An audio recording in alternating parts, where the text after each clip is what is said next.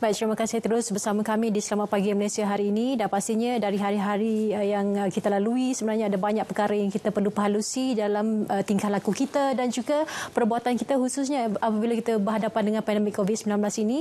SOP adalah perkara yang paling utama yang perlu kita berikan tumpuan kerana kita tidak mahu kita menjadi antara penyumbang kepada peningkatan kes di dalam negara. Apapun, kita nak ke Terengganu seketika untuk cerita pagi hari ini. Kita nak bersama dengan Azrul Faizal Yusof. Ada perkongsian menarik yang nak dikongsikan. Silakan Azrul.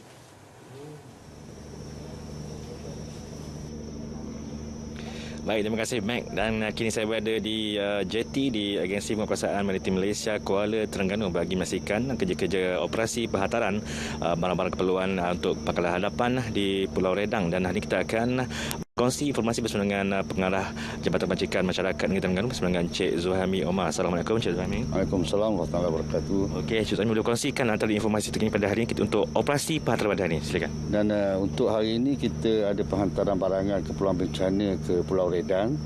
Dan sebenarnya operasi ini telah bermula. Kita penghantarannya pada 12 Oktober sehingga dijangka selesai pada 25 Oktober yang meliputi seluruh negeri Terengganu. Di mana barang-barang ini kita hantar ke pengkalan-pengkalan harapan yang setia ada. Cuma yang kita utamakan pada saat ini ialah di Pulau Redang pada hari ini, besok insya-Allah di Pulau Perhentian dan juga di Kampung Raja Pasir Raja Dungun Terengganu. Okey, mungkin nak tahu juga antara persediaan telah dilakukan oleh pihak JKM dari segi barang-barang keperluan, juga pusat-pusat pemindahan adalah yang sekarang ini mungkin untuk menghadapi musim tengku jambatan tiba lama lagi ni. Dari segi keperluan barangan untuk menghadapi musim timur laut ni atau bencana ni, untuk hari ini di Pulau Redang saja kita menghantar sebanyak 3.8 tan barang makanan keperluan kepada mangsa-mangsa bencana.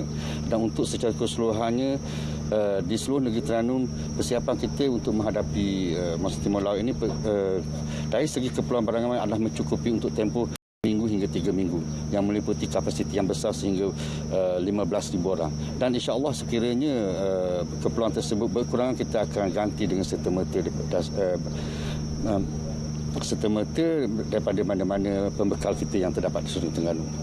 Dan berkaitan dengan pusat pemindahannya sebanyak 357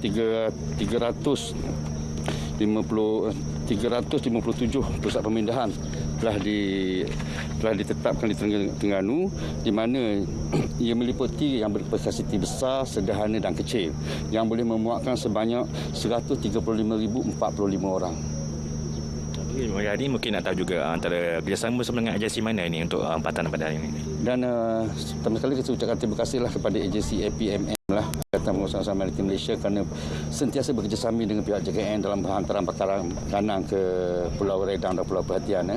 Selain daripada itu, kita juga mendapat bantuan daripada pihak JPAN serta pejabat daerah dan sebagainya lah.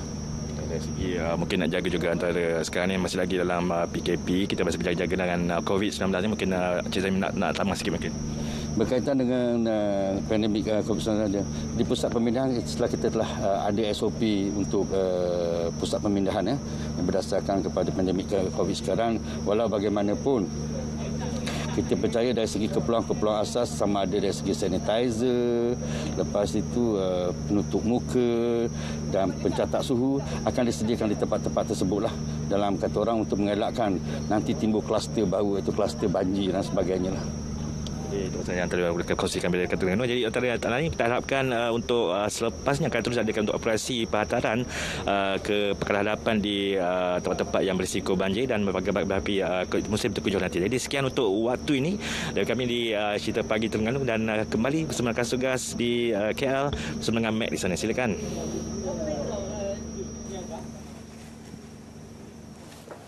Baik, terima kasih Azrul untuk perkembangan dari Terengganu. Seterusnya kita nak bersama dengan Menteri Kesihatan, iaitu